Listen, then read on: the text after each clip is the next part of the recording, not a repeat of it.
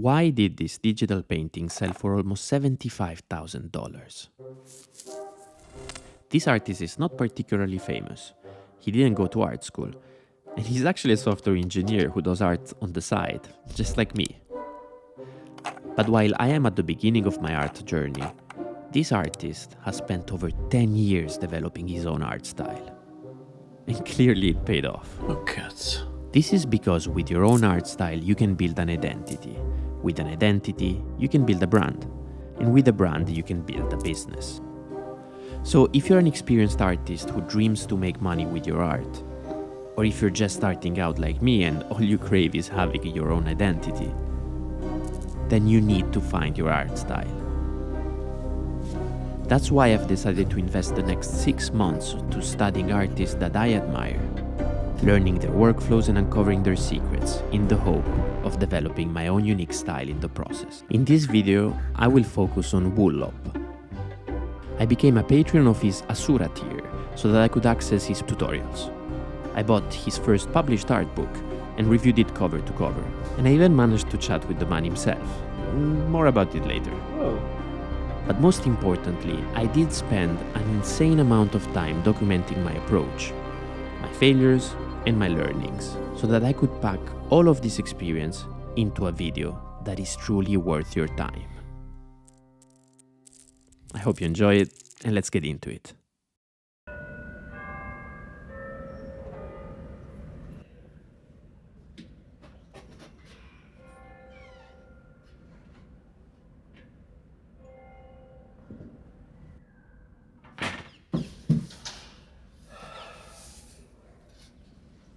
Most people that study other artists don't actually learn.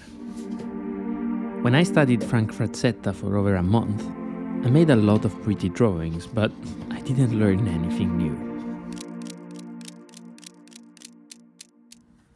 That's because, as beginners, we think that we just need to practice a lot. But what we don't know is that not all practice teaches. So I like to narrow down my studies to something very specific that I want to learn. The more targeted we are, the more effective we will be. But be careful, because learning something doesn't mean that it will look good. In fact, if this little peanut represents what I want to learn from WLOP, I expect that after my studies, I will place it somewhere here, in the bottom half of this looks versus feels graph, which means that it looks bad. And that's okay, because what we really care about is to land on the right side of the graph, in the feel-good area. If this new process or technique we've learned actually feels good to do, then it means that we're gonna enjoy practicing it until eventually we manage to make it look good as well. Makes sense, right? And in the case of WLOP, I have it super clear what it is that I want to focus on, and that's metal. In my opinion, his whole style revolves around metal. Look. His artworks almost always rely on shiny jewelry, armor, or other reflective materials to instantly grab your attention. But it's not only this eye-catching effect that is cool. It's also the fact that it adds photorealistic quality to the whole piece. And that's fascinating because it's an illusion. Look at this. Even though what you see now is intricate jewelry full of detail, in reality, if you zoom in, you will see that there is barely any detail at all. The illusion of detail was given by these few plain strokes. That's the technique I'm going to focus on. And the way I'm going to do this is through a master study. But it's not a conventional master study, it's different.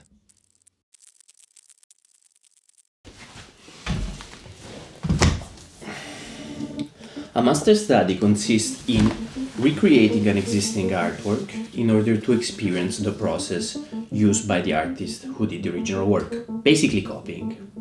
But I think that this advice is outdated. Copying was the only way to reverse engineer another artist's process before digital art was invented. But nowadays, most digital artists share their process videos because the tools they use automatically record the time-lapse of their work, so they're really easy to compile. WLOP has published the process video for free on his YouTube channel, and many other artists have it in their Patreon, which I usually join, and it's worth it. By watching the process videos, you don't need to copy their work, because you don't need to reverse engineer anything. All the steps are there for you to see. So instead of doing master studies by copying, I think it's better advice to spend some time to map out the process that you see in the time-lapse, and then trying to apply in your own work. And I've already done that, so here's the process of WLOP. He starts with small thumbnails to choose the composition. He then sketches the character in his environment, and then he does something that I did not expect. He paints in grayscale, focusing on values only, and once the grayscale is finished, like fully polished, he uses the curves tool to color the areas of light, shadow, and mid-tone individually. It's quite cool. It feels like what an engineer would do. And it's only at that point that he then paints the final touches, like the armor and the jewelry, and that metal effect that we're here for. So thumbnails, sketches, grayscale up to finished, coloring the grayscale with the curves tool, and then the metal effect. We've got a clear process to try in our own artwork. Now we need to choose what to make.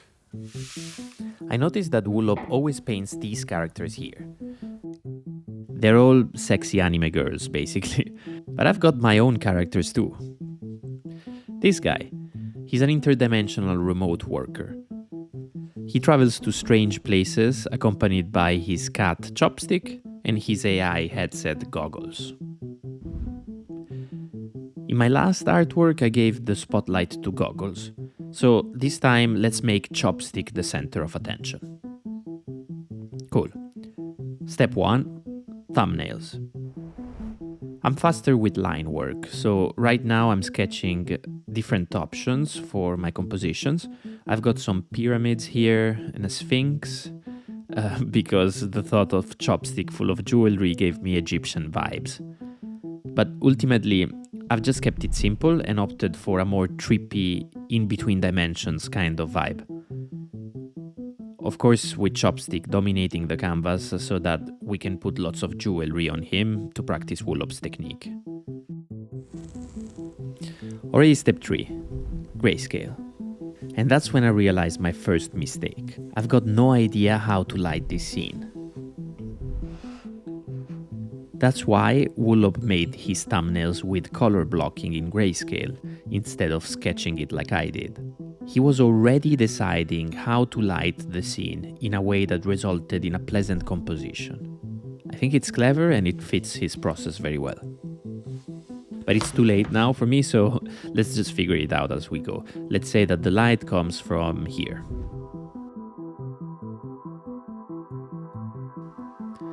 And I wanted to look at how WLOP paints his fur so that I could get a similar vibe. And I noticed this, look. This cat has no jewelry on him. And that's when I realized my second mistake, and it's a big one. I looked at all of the works I could find that featured cats or furry animals, and not even once I found a piece of jewelry or a shiny metal placed on top of fur. Finally understood what makes this technique work. I believed that it was all about how to paint the metal itself, but actually it's all about how to paint the area around it. These sharp plain strokes, they stand out because they're on softly blended, silky smooth surfaces. That's what creates the contrast that draws the attention.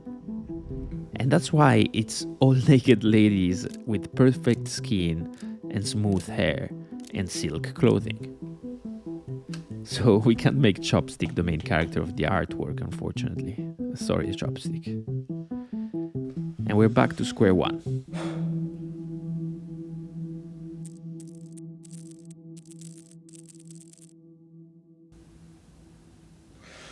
Let's start again. Clearly, there's a lot of interesting insights to WLOP's decisions that we risk to miss if we're applying his process to a completely different artwork. But in case you hadn't realized from earlier, I'm a hater of doing master studies in the conventional way. of just copying. So here's a modified version that I think is way better. I call it character swap. Just like the conventional master study, it consists in choosing an existing artwork to recreate. I'm going to choose this one. But we're going to replace the characters and the objects that you see with your own ones. So basically we're keeping all of the decisions pertaining to stuff like composition, gesture, lighting and color. But we're still forced to make enough changes such that we're going to struggle and get out of our comfort zone of just copying what we see. Alright, let's go. No need of thumbnails, I guess, so straight into the inking process.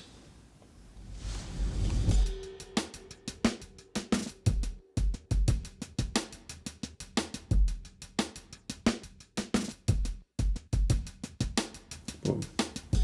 I enjoyed that a lot actually. So now the next step is painting in grayscale.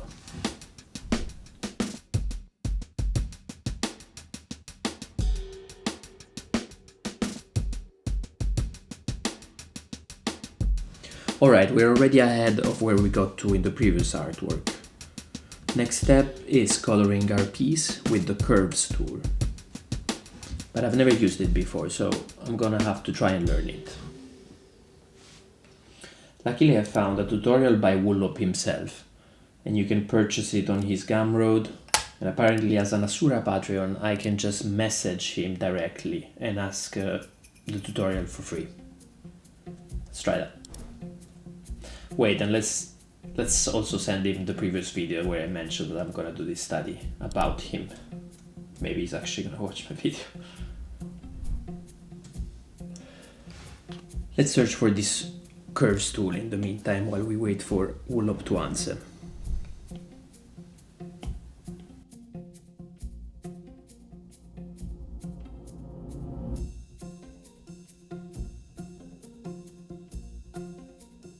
I've just spent some time trying to figure out by myself how this curves tool works here in Procreate, and I'm finding it very hard. It's really not user-friendly.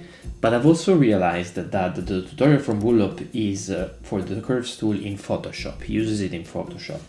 And apparently the curves tool in Photoshop is way more powerful, and it allows you to be way more granular in your selection, and that's how he manages to paint the midtones, shadows and highlights so well using it. So I think it's a waste of our time to try to learn how to use the curves tool in Procreate, because it's a subpar experience. Instead we can just achieve the same thing by adding a layer in color mode and painting individually the areas of darkness, midtones and light. Let's go.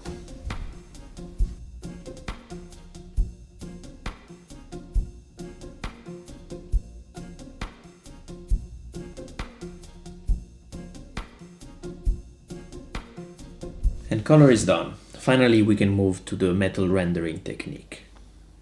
So first I'm sampling his palette. I can see 2 or 3 different colors for each value. Shadows, midtones, and highlights. Interesting is this purple in the shadows and this saturated orange in the midtones. Let's try it.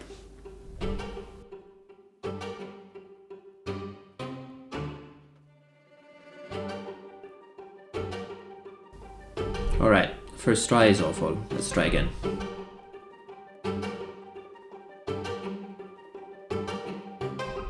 Nope. Again.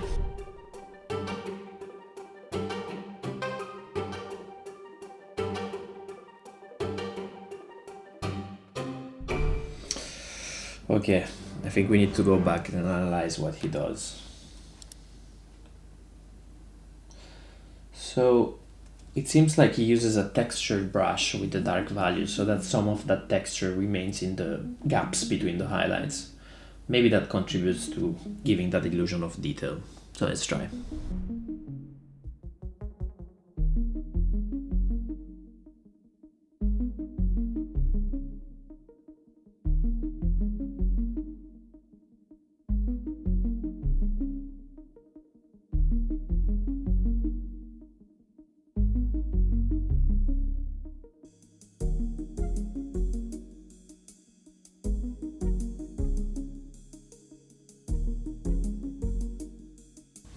Alright, much better.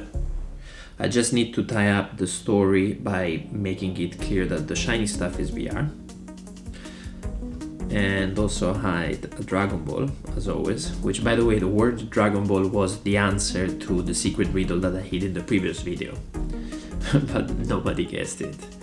But if you feel up for a challenge, try to solve the secret riddle I hid in this video. The first 10 people to comment the correct solution will get a special prize from me personally. And we're ready for the final reveal. But first, WLOP replied to our message. We're not gonna do the tutorial because it's in Photoshop, but he did send us a nice note and also commented in the video, so he watched the video. That's quite cool. Which means that WLOP, if you're seeing this video, thanks a lot for the kind words, and if you have any advice for myself or for anyone watching on how to improve their skills and hone into your process, please let me know. But for now, enjoy the reveal.